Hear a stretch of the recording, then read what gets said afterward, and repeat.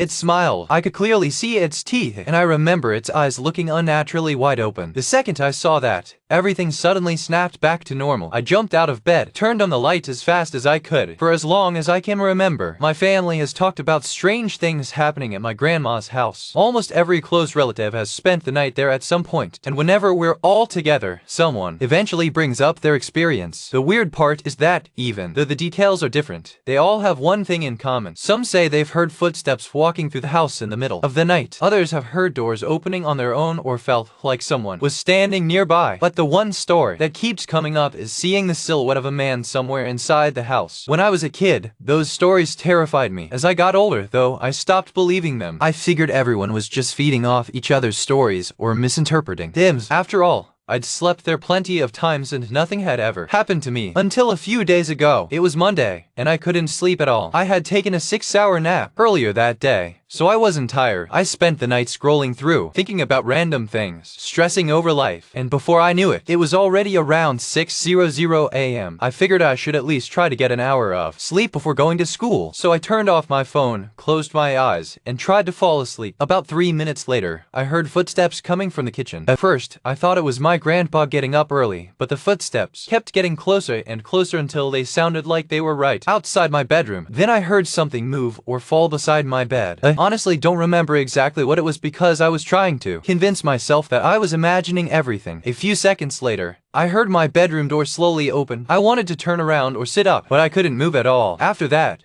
everything gets blurry. It felt like I drifted in it and out of sleep. When I became aware again, I was staring at the ceiling. I tried turning my head, but every movement made me feel incredibly dizzy. It was almost like my vision was moving in the opposite direction of where I wanted to look, and the room felt completely distorted. Eventually, I managed to turn my head to the right. The dizziness stopped instantly. Standing right next to my bed was a dark silhouette. I can't really describe it very well. It looked like a person, but something about it felt wrong. I remember noticing that it had a very large nose and looked slightly hunched over. It wasn't moving. It was just standing there, facing forward. For a second, I actually thought it was one of my relatives. Then I immediately realized that couldn't be possible. Without really thinking, my first instinct was to punch it. I managed to move my arm, made a fist, and swung as hard as I could. My hand went straight through it. It felt like punching empty air. The moment that happened, the figure slowly turned its head toward me. It smiled. I could clearly see its teeth, and I remember its eyes looking unnaturally wide open. The second I saw that, everything suddenly snapped back to normal. I jumped out of bed, turned on the light as fast as I could, and there was absolutely nothing there. I checked my phone. Only about 30 minutes had passed. I haven't told my family about this yet because, honestly, I'm scared they'll just tell me that's exactly what they've been talking about for years. I still don't know what happened that morning. Maybe it was sleep paralysis. Maybe it was some kind of hallucination from being awake all night. I don't know.